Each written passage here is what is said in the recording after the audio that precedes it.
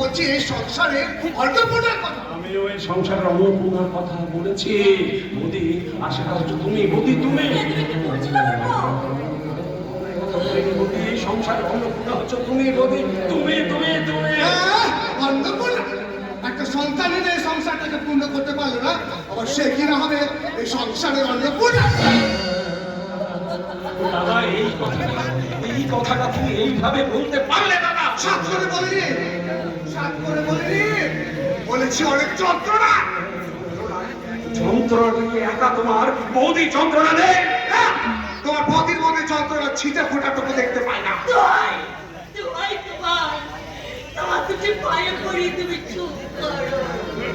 হবে না।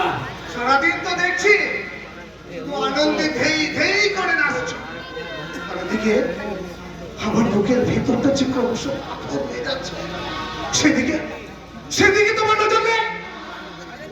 আঙুল তোলা রাখে তুমি একবারও বৌদির কথা ভেবে দেখেছো যে ভদ্র মহিলা এই সংসারের জুতো সেলাই থেকে জমি পাঠ পর্যন্ত হাসি মুখে করে চলেছে, তার মুখে সত্যিকারের কোনো হাসি আছে কি রে?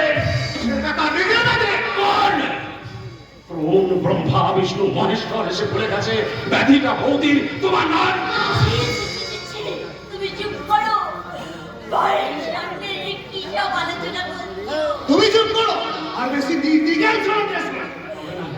হবে না, হবে না মোদি, হবে না।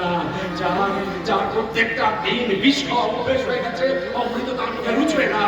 বন্ধা নামে স্বামী, তার আবার অমৃত বীজ। নারী না বন্ধা পুরুষ সেটা ঠিক করবে ডাক্তার। ডাক্তার তুমি নও। কাল তোমাদের দুজনকে আমি ডাক্তারের কাছে নিয়ে যাবো, তারপর দেখবে কখনো করুণা, কখনো বঞ্চনা, কখনো মায়া দেখিয়ে যে মানুষটাকে বন্ধা বলাচ্ছ, আসল বন্ধা সে, আসল বন্ধা তুমি। যে বন্ধা তোর বৌদি প্রতিভা, তখন কি করবে? তাহলে বলবো দাদা, বৌদি বন্ধা, দাদা বৌদি বন্ধা। তুমি অন্ধ দাদা, তুমি অন্ধ। চোখের সামনে সন্তান, তাকে তুমি দেখতেও পার না। জানা ওসব কাপি কথা রাখ। আর যদি প্রমাণ হয় তো ওসব, তখন কি করবি? ওই মহাভারতের দ্রৌপদী 5 ভাইয়ের জন্য 5 ভাগ হয়েছিল, আর এই গাঙ্গুলি বাড়ির বংশ রক্ষা করার জন্য তোর বৌদিও কি আমাদের 2 ভাইয়ের মধ্যে 2 ভাগ হবে?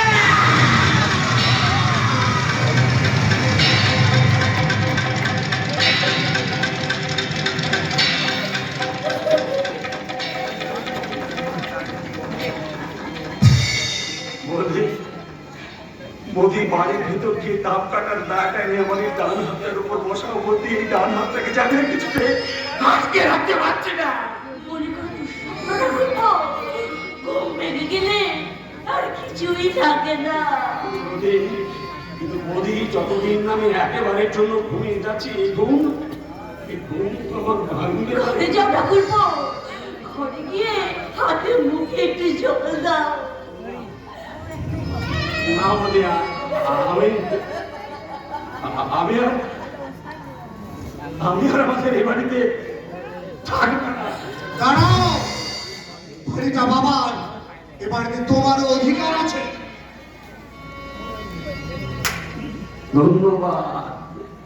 ধন্যবাদ মাননীয় অনল গাঙ্গুলি, তোমার এই অযাচিত করুণার জন্য। তোমার ছোট ভাই অরণ্য গাঙ্গুলি, তোমার পায়ে জানাই 100 কোটি নমস্কার। আমি এ বাড়ির সব কিছু ছেড়ে দিয়েই যাচ্ছি। যাবার আগে একটা কথা বলে যাচ্ছি, কান খুলে শুনে রাখো মাননীয় অনল গাঙ্গুলি। তুমি যে নারী সম্পর্কে বাজে কথা বললে, সেখানে মুনি ঋষিরাও এইরকম নারী সম্বন্ধে বাজে কথা বলতো না। আমি তোমার ছোট ভাই অরণ্য গাঙ্গুলি তোমাকে অভিশাপ দিচ্ছি, যে মুখ দিয়ে তুমি চারণ করলে